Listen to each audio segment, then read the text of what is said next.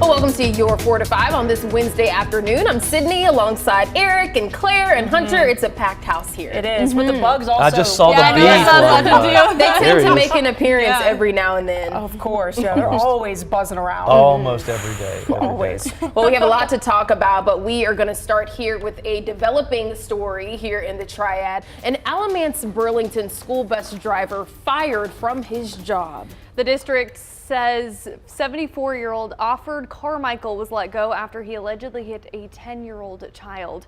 Burlington police say this happened earlier this month on October 6th.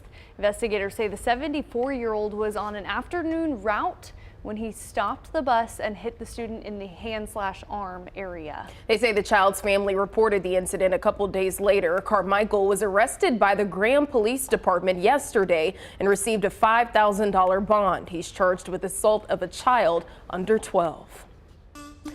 And a Triad mother and daughter are facing assault charges. Police say they assaulted students at Grimsley High School in Greensboro. Police say it happened as Kalisha Allen and her 19-year-old daughter Naziah went to the school last Friday. Police say they fought with students on campus. They say the mother and daughter are not affiliated with Grimsley High. The two are both charged with disorderly conduct at school, affray, and contributing to the delinquency of a minor. A motive is being investigated.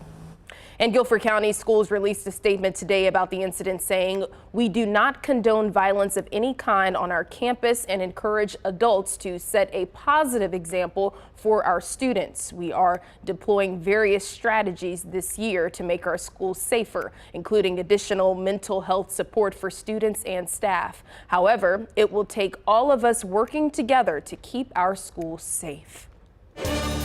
We're also on top of a kidnapping and attempted murder arrest out of High Point. Police say 18-year-old Francisco Arvalo used a knife to kidnap a 17-year-old girl in High Point. They say it happened late Monday night. Officials say the suspect forced the girl into a car and drove off. Police say the two did know each other. Investigators located the two in Christiansburg, Virginia on the interstate, and Arvalo was arrested. The teenage girl went to the hospital and is expected to recover. Arvalo is facing several charges, which include attempted murder and kidnapping. Well, did you know nearly 20 people per minute are physically abused by an intimate partner on average in the United States? As we recognize Domestic Violence Awareness Month, WFMY News 2's Nixon Norman spoke with the folks at High Point's Family Justice Center. They are celebrating 5 years of service, providing resources to domestic violence victims. That's right, Sydney. Since opening, High Point's Family Justice Center has had over 22,000 survivors walk through their doors. One of the things that prompted the opening of this center is that services for victims were scattered across the city and county.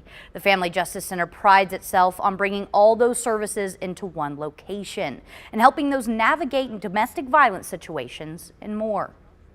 From the youngest to the wisest, we offer wraparound services for those who've experienced child abuse, domestic violence, sexual assault, elder abuse, and stalking. And our partners here are ready to serve folks wherever they are in that experience of violence and abuse, or emotional abuse, financial abuse, physical abuse. That can look a lot of different ways.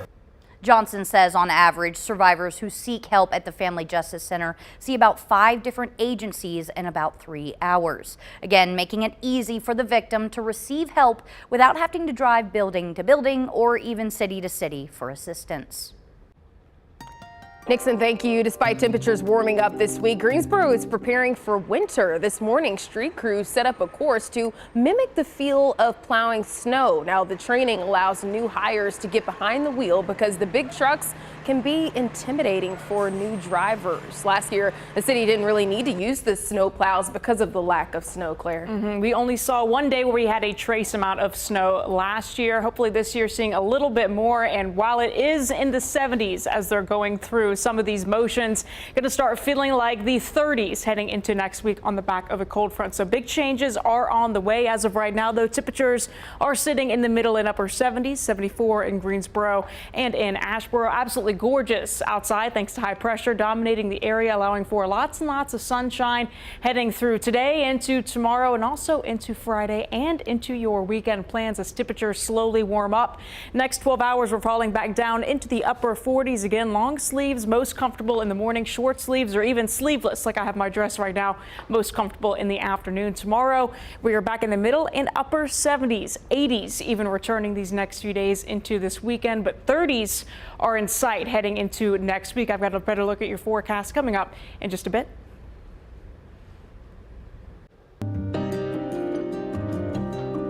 Let the wedding bells ring. If you're in a serious relationship or looking to get married in the next year or so, be prepared. Signet Jewelers, the largest diamond jewelry retailer in the world, says it expects an increase in engagements, potentially complicating those wedding plans. The company says when the COVID lockdown began, there was a decline in dating. That led to an engagement gap. The company's group president says this led to fewer engagements. Since then, it's been tracking customer purchases, among other things, and says it predicts more people will be getting engaged in 2024. The group's president also says dating is now up 8% compared to pre-COVID. Here, locally in the Triad, wedding planners are seeing the big wedding events pick back up, along with something they didn't see before COVID. So we have a lot of 2025 clients wanting to do a larger gathering in celebration of their 5-year renewal. And at first I was like, 5-year renewal. Then I was like, oh, because of 2020, the pandemic, they were not able to celebrate with friends and family like we currently are now. So a lot of them are planning very big weddings and events so they can have all their loved ones together to be able to celebrate their love and their marriage, which is really exciting to us. Summer Wells is a wedding planner. She says while 2022 was extremely busy, 2023 is back to a more normal pace. Wells is already booked up for 2025, as is Tori Moore, a professional wedding officiant and pastor. Moore says she's marrying some of the couples twice. It has really been a whirlwind, but a good thing, right? Weddings are the best time ever. And the great thing is I've married a lot of people twice. I married them intimately and privately here at my office in Greensboro. And then we had the big pomp and circumstance wedding at the venue.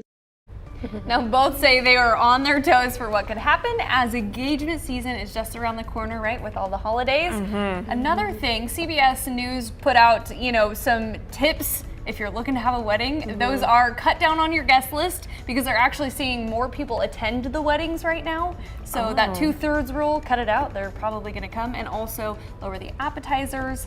And there's Facebook pages. Fun fact that you can get like little discounted, I don't know, or lightly used decor that you can do. That's my best advice. I feel like being on social media nowadays, I've been seeing a lot of engagements and weddings. Like every time I refresh it, it's so beautiful to see, but not surprised by this study. So. I think that also, during pandemic, people started kind of reevaluating their lives. So it doesn't surprise me that 2021, 2022 were huge with weddings, and then now it's kind of back down. I think people almost, I don't want to say a panic mode, but like, hey, let's do this, because everything's upside down right now. Exactly. Yeah. I used to be a caterer for weddings, and not in college, in high school, and I would cry every time. I wouldn't even know the people. They would walk down the aisle, I would just start crying. It's such a beautiful thing. It is the sweetest thing. Tis the season, really. I know, really. I feel like that's all I've been doing this year for vacations is weddings. So it's that time of your life. My brother just got engaged.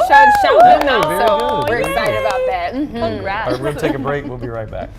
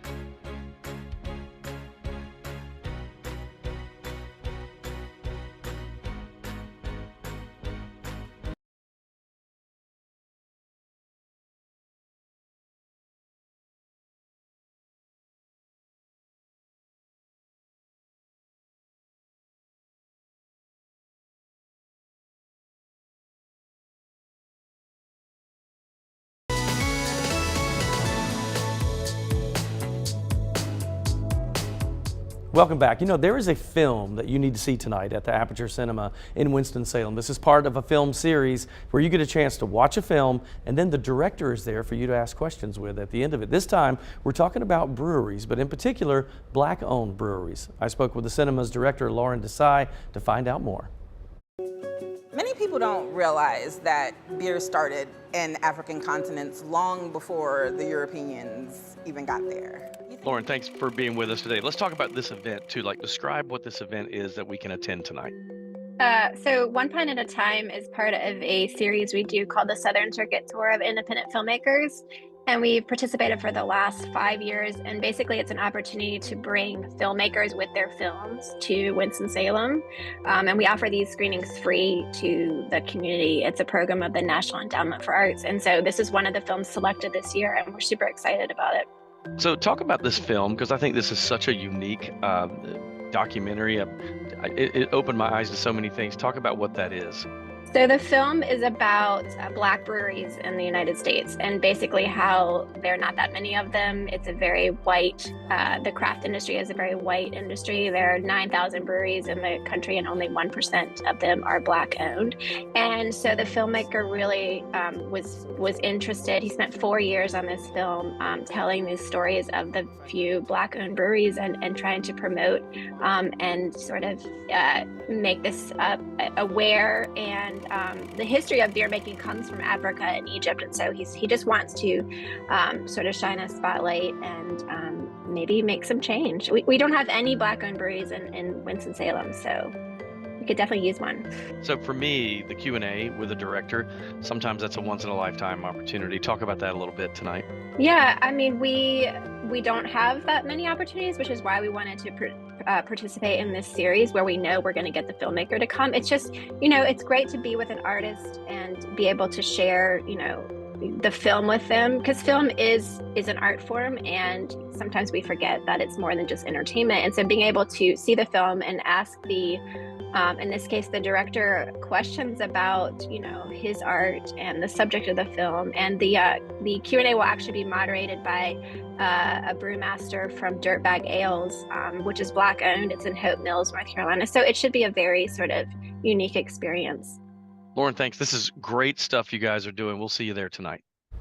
Yeah, so this film is actually it's called One Pint at a Time. It's being shown all across North Carolina to Georgia. The screening tonight is at 7 p.m. And this is part of the Southern Circuit Tour of Independent Filmmakers. So they do this every so often, and Aperture Cinema participates. That is my dream, to go and watch a film and then right after it be able to speak with the directors, the movers and shakers of the film, because I always find myself, because I love movies, I love shows, love TV, and when I'm sitting there watching something great, that's all I want to do is just be able to hit up the director and just ask so many questions. Like, why did you do this shot? Yeah, why did or looking things up and things of that nature. So it seems like a great opportunity. And I mean, how excited as a director too to be able to see it on the screen, watch people react to it, and also That's get to be able to hear people who are excited to hear about it. He should sit in the front row, because he's going to turn around and watch everybody's reactions. Right? You know? Oh. Yeah, just sit there. Just so stare at cool. everybody else. Yeah. All right, we'll take a break. We'll be right back.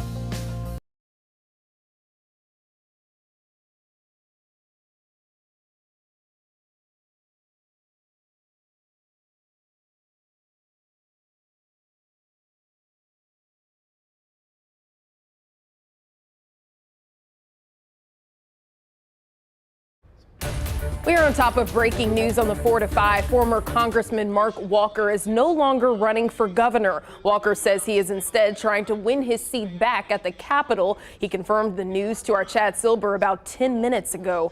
Walker represented the Triad for 6 years. Lawmakers approved new congressional maps today, making the seat more favorable for Republicans. The District 6 seat is currently held by Democrat Kathy Manning.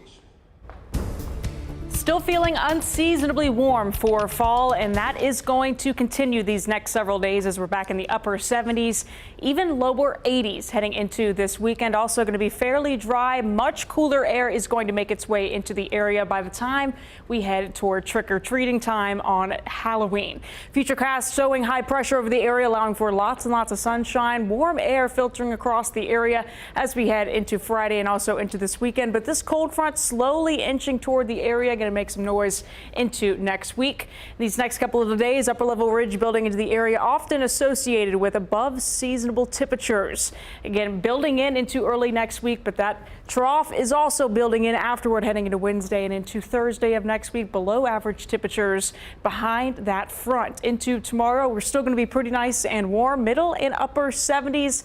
Lots of sunshine also in the forecast. Tonight, mainly clear conditions. We're in the upper 40s. Chilly start to the day, but a very mild finish. We're back in the middle and upper 70s. Remember, for this time of year, we are normally in the upper 60s. Here's what you can expect in your 7-day forecast. We're back in the upper 70s and lower 80s. That's all ahead of that cold front that's moving through, bringing drastic changes from upper 70s for highs into the upper and lower 50s by the middle of next week.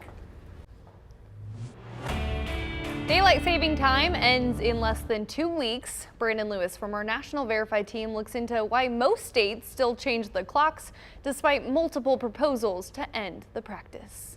Get ready to fall back on November 5th as most states once again mark the end of daylight saving time. 2 Verify viewers texted us to ask if, after this year, the U.S. plans to remain on daylight saving time permanently. So, let's verify. Our sources are the Uniform Time Act, the Sunshine Protection Act, and the National Conference of State Legislatures. The Uniform Time Act created a nationwide daylight saving time schedule to move our clocks forward in the spring and back in the fall. The law allows states to opt out of the schedule and remain on standard time year-round, which is why Hawaii, most of Arizona, and U.S. territories don't change their clocks.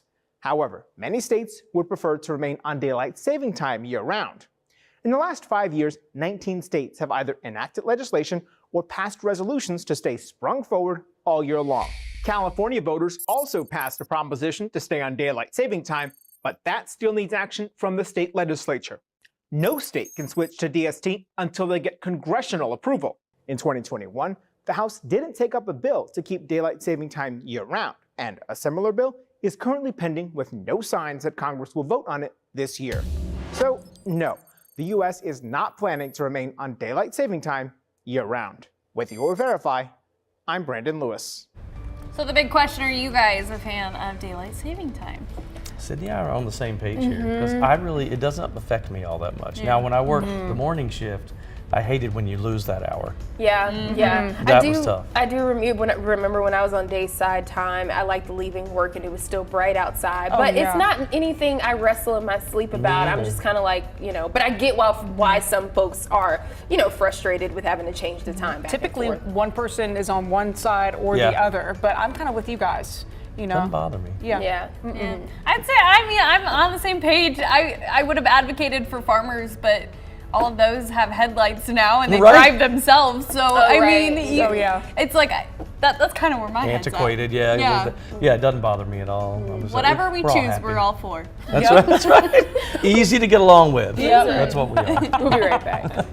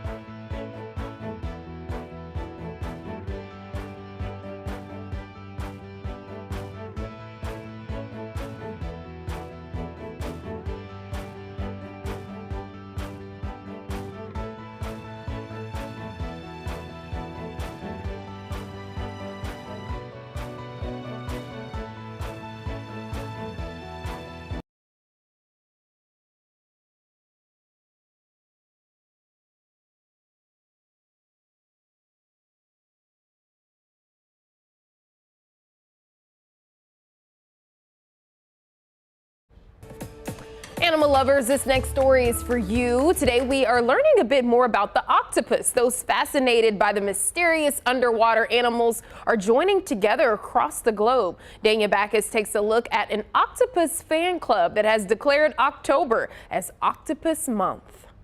With bulging eyes and 8 long arms, octopuses are often considered the monsters of the deep. But for Warren Carlisle, they are wondrous sea animals. He developed a curiosity about them at a young age. The octopus has been on this planet for hundreds of millions of years. They were on this planet before dinosaurs. And the cool thing about the octopus is they live in every single ocean and they exist on every coastline in the world. Warren's mission is to inspire wonder of the ocean through education about octopuses. He founded OctoNation, a nonprofit octopus fan club with hundreds of thousands of social media followers. Profiling and detailing all of these really cool and unique species that you can see like on our Instagram account.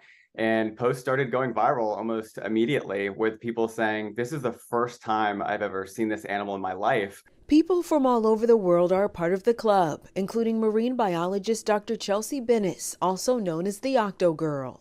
Did you ever think that you would find that type of community? At first, I didn't think I would find that type of community that was as fascinated and interested with octopus as I am. And just the number that we have in the group that want to learn just really excites me. Through educational events, they share their excitement with the next generation of octopus lovers and future scientists, with the hope that the intrigue around their favorite creature runs as vast and deep as the oceans they live in. So, sorry, we were just rendering our opinion on octopi. So that was really close. I just said that it did that an octopus. They just kind of freaked me out a little bit, and I didn't expect for the camera to say this. And we came right up. My skin crawled. But I just want to say that I admire those who have a passion about things for sure. So well, I will spend the. Oh, I'm sorry. Go ahead. No. Her and I just, we share a birthday month now with the octopi. Oh, we do. That means we need to take embrace your inner love. So I'm just going to say that you have to watch the movie My Octopus Teacher, because it's a documentary, won Best Documentary, won the Academy Award, and it's incredible. It might change your opinion on octopi. You think so? Octopi. I think it might.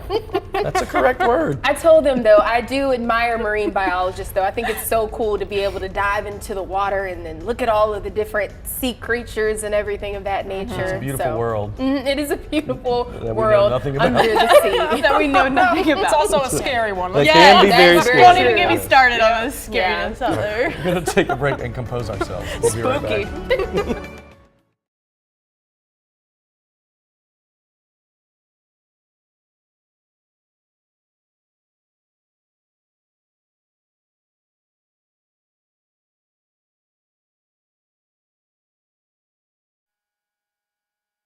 Seven, 8, 9, 10. 1, 2, 3, 4, 5, 6, 7, 8, 9, 10.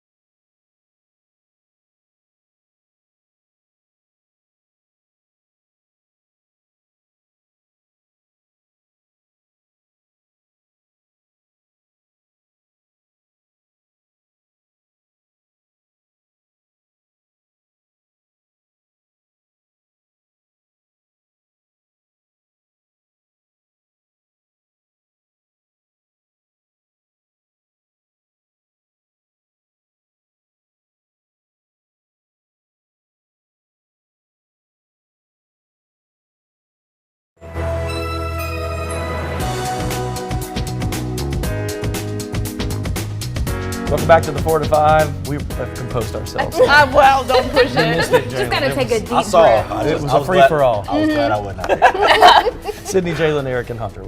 How y'all feeling on this Wednesday afternoon, Jalen? It's a little nippy in here, to be honest. It is I walked into work today and I was not pleased. It's very cold. Yeah. It's very cold. I need to have a discussion. Well, we know why you're here because we're about to talk a little bit of sports. Yeah, we got some pretty cool news taking place here. The Carolina Panthers are honoring one of North Carolina's most successful football coaches in state history. This morning, the Carolina Panthers in Reedsville High School held a ribbon cutting and dedication ceremony for their new turf field, a field that is named after former head coach Jimmy Teague. Now, earlier this year, the Panthers donated $250,000 to Reedsville High to help convert their field from a traditional grass surface over to turf, a project that cost a total of $1.5 million.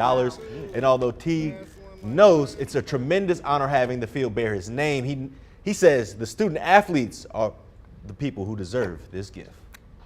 You know, sometimes I almost hate that it's named after me because it ain't Jimmy Teague that's done all this. It's a whole bunch of folks who I've been able to be associated with who've done this. You know, I would like to put all those names on the field. It's not Jimmy Teague who did this. It's a whole lot of folks who did this. You know, I always thought the best programs were in small towns. And so my goal all along from the time I wanted to be a head coach was to be a head coach at a small school where football was everything. On Friday night, the community came together. And this community comes together for football on Friday nights. And you know, like I said, when I retired last year, I'm not going anywhere. I'm still here. I'm still a part of it. Until the day that the good Lord takes me home, I'm going to still be a part of it, and that's my plan.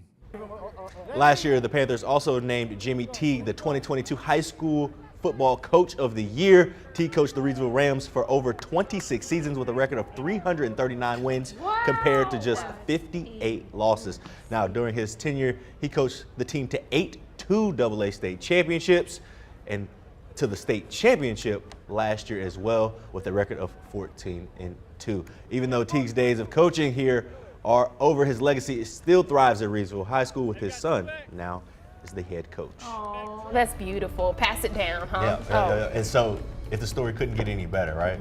Or give you enough reasons to appreciate Coach Teague, after the ceremony was done, he stayed behind to clean up. He took off his more formal clothes, and as you see in the video back there, he's back there stacking chairs up. Goodness. Look at him. That's just the kind of guy he is, man. He's one of the best people I've ever had the opportunity to talk to, and he's just a great coach, and his legacy will live forever. Football in Reedsville is so big, it's like somebody took a town out of Texas and stuck it in Rocky Exactly, County. that's exactly right. It's so big there. With that winning streak, I was sitting there and I was like, wow, I don't even know if, like, you know, I've ever seen that big of a number in my alumni, you know, like back in my high school. Yeah, that's a good record. It's a lot of schools across the country that would be lucky to have a coach that was as successful as Jimmy Teague, or just half as successful, to be honest. Seriously, State championship, that's incredible. What a man. Very cool. Well, while Reedsville High School celebrates their new field, the Panthers have another reason to celebrate. Tomorrow marks 30 years since the NFL announced the Panthers as its newest expansion team in Charlotte. The team was the league's 29th franchise in 1993 and began playing in 1995. Their first season was actually played in Memorial Stadium in Clemson, South Carolina, while the Charlotte Stadium was finished. The Panthers were competitive in their inaugural season, finishing 7-9 and setting an all-time best opening season record among all NFL expansion teams. Erickson Stadium, known as Bank of America Stadium, opened in the summer of 1996. Today, both North and South Carolina support the Panthers as they have played home games in Charlotte for the last 27 years. And as the Panthers prepare to celebrate history, the Hornets are recognizing a milestone as well. Tonight is the first of the team's 8 scheduled anniversary nights. The Hornets are preparing to tip off their 35th anniversary season against the Atlanta Hawks. Tonight, the Hornets will wear the new teal Classic Edition uniform that echoes the second-generation Hornets uniform worn from 1997 to 2002. Highlights of the anniversary season include nights honoring all-time greats Baron Davis and Gerald Wallace. Tip-off tonight is at 7 inside the Spectrum Center over in Charlotte. Another beautiful day today with lots and lots of sunshine. So, of course, we're going to start out with the sky cam over Winston-Salem. Not many clouds in sight thanks to high pressure, and with lots of sunshine, that's going to fuel those highs to be what we saw in the middle and upper 70s. Remember, typically this time of year, we're only in the upper 60s. So seasonably warm today and into the next several days as high pressure remains in place. That cold front stays away, at least heading into this weekend. Early next week, though, that is going to move across the area, bringing some stark changes, but 80s are on the way these next couple of days. Next 12 hours, we're back down into the upper 40s, waking up tomorrow morning. Again, chilly start, but a very warm finish. We're back in the middle and upper 70s, even warmer than what we saw today, amid lots of sun and clouds in your forecast. 7-day forecast, here's what you can expect. Again, way above seasonal norms. We're back in the upper 70s and lower 80s for the Lexington Barbecue Fest on Saturday. Still in the lower 80s for your upcoming Sunday before changes slowly arrive Monday with an approaching cold front. We're starting to see overnight lows go back into the 40s, even into the lower 30s heading into the middle of next week. Claire, thank you. To the Middle East now, where Israel says its strikes on Gaza have killed Hamas militants and destroyed some of their tunnels and command centers. But the air assault is creating a humanitarian crisis. Hamas has released 4 hostages so far, and as Tina Cross reports, there are hopes for continued negotiations. U.S. officials tell CBS News Israel has delayed its ground invasion into Gaza, possibly to allow more time for negotiations to free the hostages. The Qatari Foreign Ministry is taking the lead on those talks, reporting progress is ongoing. Hamas continues to hold more than 200 people kidnapped during its terror attacks on southern Israel. Israelis and Palestinians. President Biden reiterated his support for Israel, but said Israelis and Palestinians deserve to live side by side in safety. That means ensuring Hamas can no longer terrorize Israel and use Palestinian civilians as human shields. The Israel Defense Forces gathered dozens of foreign journalists to show 46 minutes of gruesome video from the Hamas invasion. The footage is too graphic to show here. Some has already been released in edited versions, including the murder of entire families. The IDF says it showed us that video so the world understands its airstrikes on Gaza. They say it's not about revenge, it's about making sure there's never another October 7th. We were caught by surprise, but now we are united and we are going to destroy Hamas as long as it takes.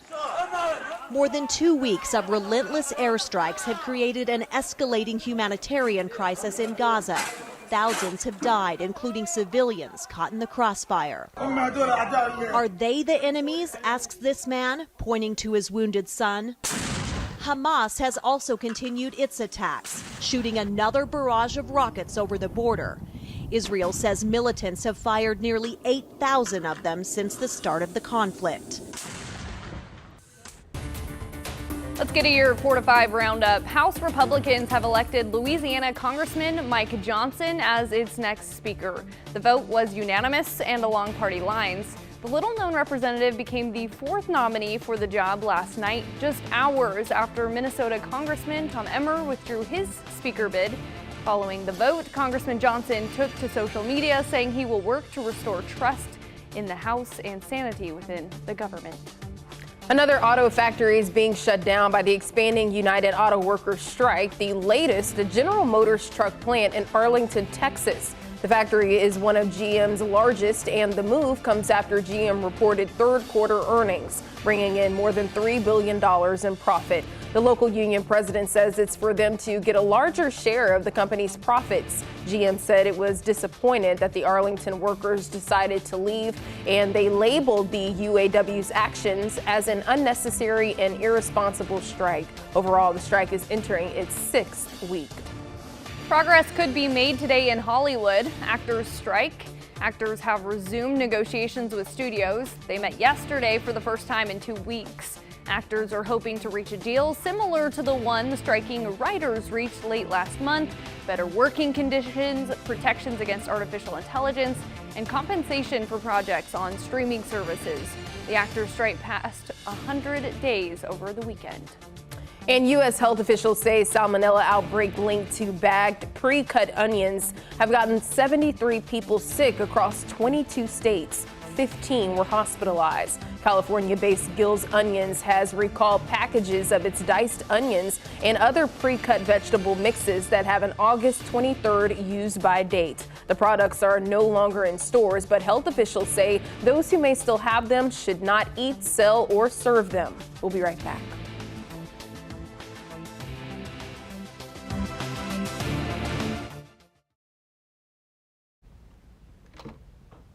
Hello, giving you guys a mic check. Ice cold milk and an Oreo cookie. They forever go together.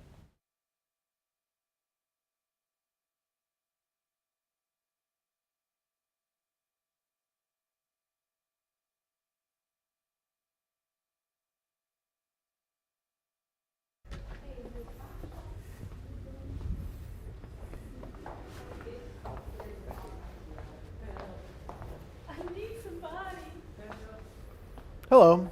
Why are you here? Because Tanya wanted me to come talk about pasta.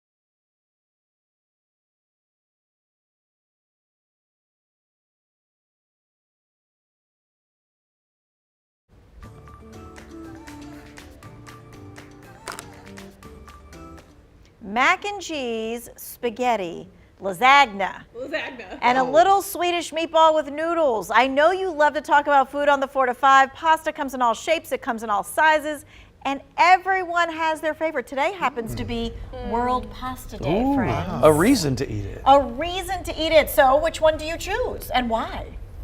Gosh. I like it all, but I like bigger noodles, so whatever that. I do like the Swedish meatball and the noodle thing that you showed.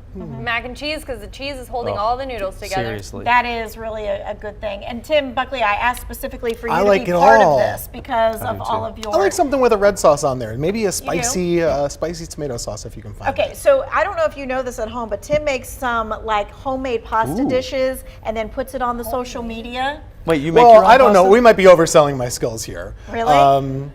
It looks good on Instagram It anyway. does look good on Instagram. You make your own pasta from I don't scratch? make the noodles, no. Oh, I, okay. I do make my own sauce. Yes. But still, Almost that's every time. step But hard. not the noodles per se. I might try that next now that you put me on the spot. Trying the noodles. Okay, so that's why I brought you all here because I took a cooking class a couple years ago where they taught us how to make pasta. And while it can be complicated, I gotta say that it starts so very simply. You have a circle of flour, you pour an egg in the middle and a little bit of water, and you work that in by hand until you get a dough. And then you spend some time putting that dough through the ringer, literally. You're trying to get it all stretched out into a certain thickness. Eventually, it gets to a thin, long sheet.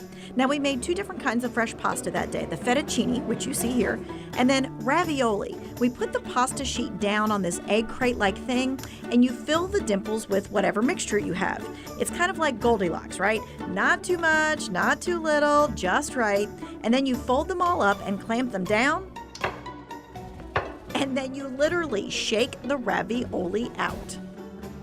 All right, so that was like a quick thing of how you make that pasta. And it was just like an hour or 2 of all of us doing this together. Looks like a lot of fun. It was. The consistency is that the hard part? I would think it's hard to make it the right yeah, she kind of helps you with she puts it together and then you have to go it through that ringer thing so many times, more than you would ever think to do that. But I got to tell you, the fresh pasta, it only took 2 minutes to cook, and it and it melts in your mouth. My it's gosh. so good. So good. If you ever buy it fresh from the store, you can sometimes get fresh pasta, 2 minutes tops, whereas dried is 12 to 14 or something. Right, Don't and make then the you mistake. throw it on the wall and all that stuff. Okay, now we think of pasta as coming from Italy. Does it actually come from Italy? I have no idea. I'm going to say no because you're asking us this question. Oof. Spoiler My grandma alert. will be mad at me if I get it wrong. Okay, Marco Polo brought pasta to Italy from China in the 13th century. Wow. Marco Polo. There you go. However you like to say it or read it. Eat a little pasta today on World Pasta Day. You have me in. Sounds good. Calorie free. Yeah.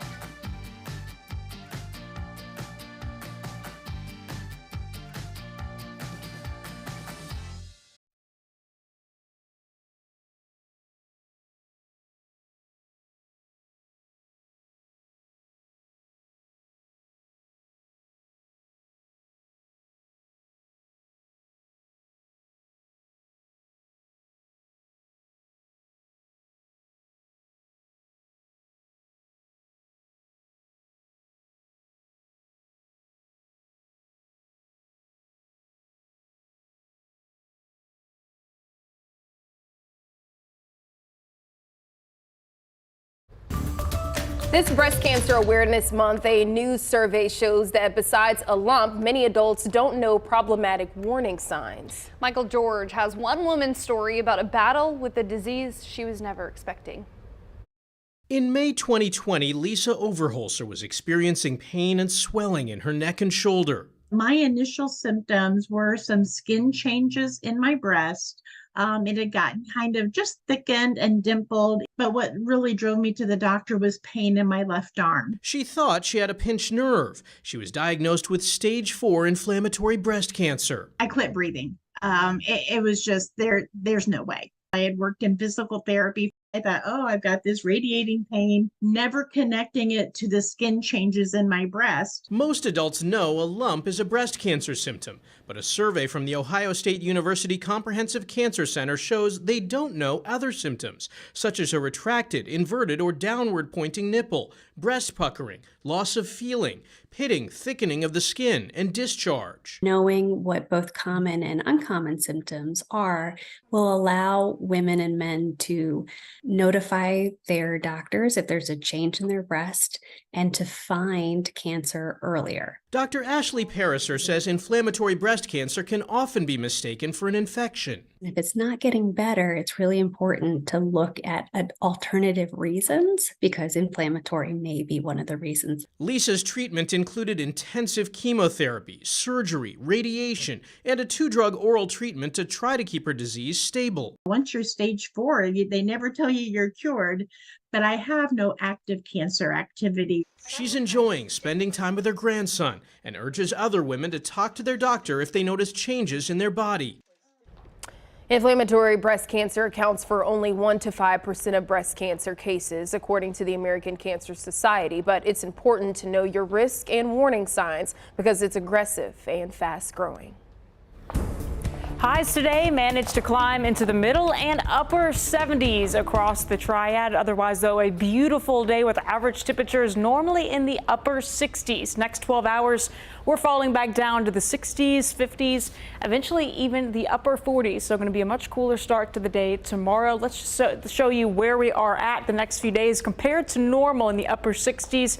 We're going to be in the upper 70s, even lower 80s heading into this weekend. And while we are going to be going up, we're also going to be falling back down right at some point. And to next week, it's all due to this cold front moving into the area ahead of that. We're back in the upper 70s and lower 80s. But next, we're going to be starting to seeing lows near the lower 30s heading into the middle of next week. Going to be pretty spookily chilly, I would say, for Halloween. Upper 50s for highs, lower 50s for highs as we head into the middle of next week.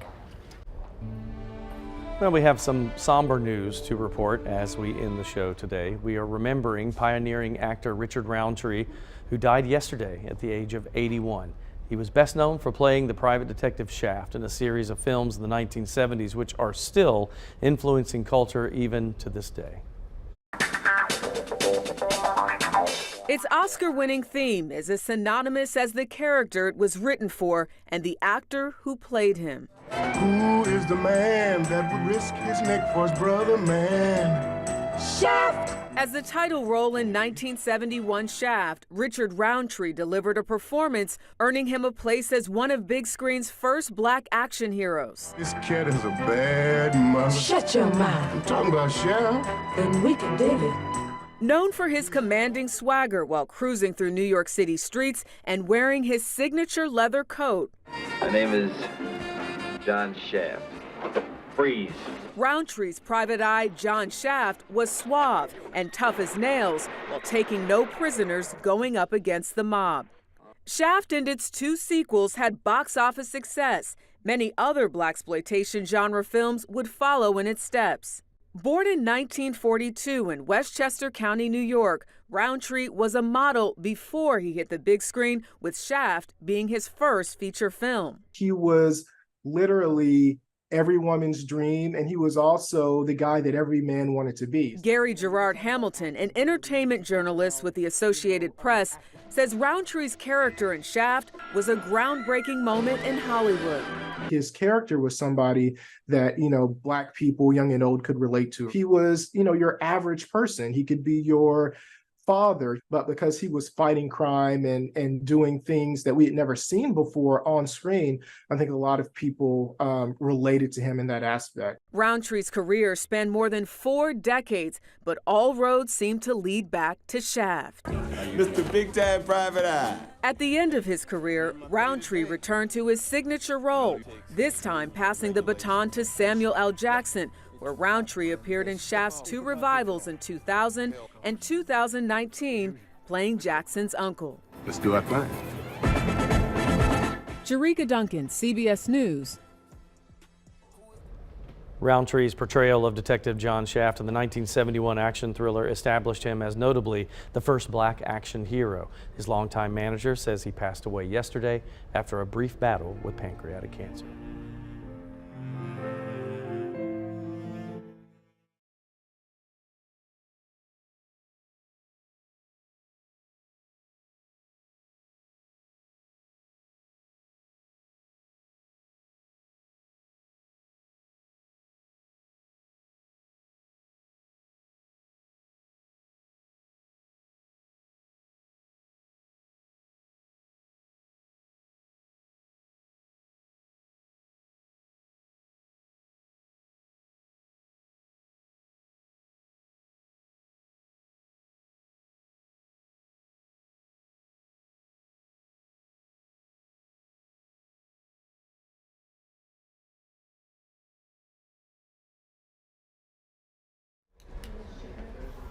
Oh, that's me. Here we go. Just put my stuff on. 1, 2, 3, 4, 5, 6. 1, 2, 3.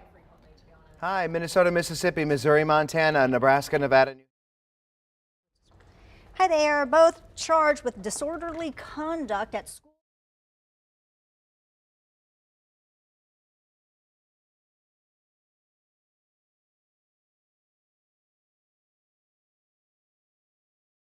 Minute, my 2 cents. It sounds like something I'd put together.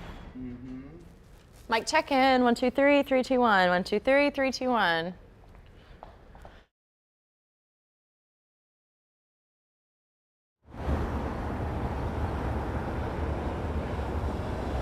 Testing 1, 2, 3 for 23 of the past 24 years. ACC women's basketball.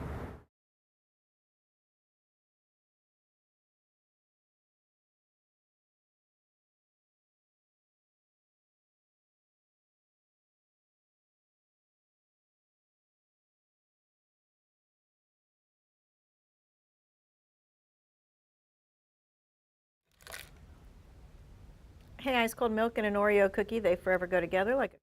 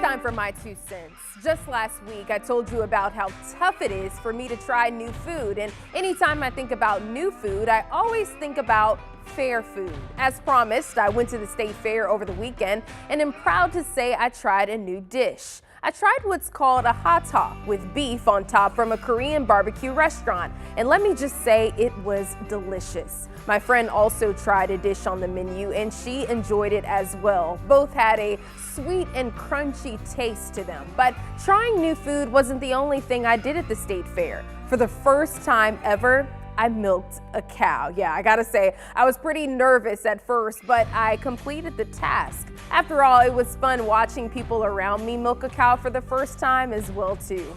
In my last 2 cents segment, I spoke about the importance of getting outside of your comfort zone. And although I struggle with doing that sometimes, I'm so glad I took my own advice. Listen, if you are contemplating on trying new things, I say do it. And remember my tips. 1, don't overthink it. And 2, if it's food, try not to overload your plate. Just enjoy one small bite at a time. That's just my 2 cents. And that's your 4 to 5. WFMY News 2 at 5 starts right now. We are following breaking news right now on WFMY News 2 at 5 o'clock. Former U.S. Representative Mark Walker is dropping out of the race for North Carolina governor. Now he wants his old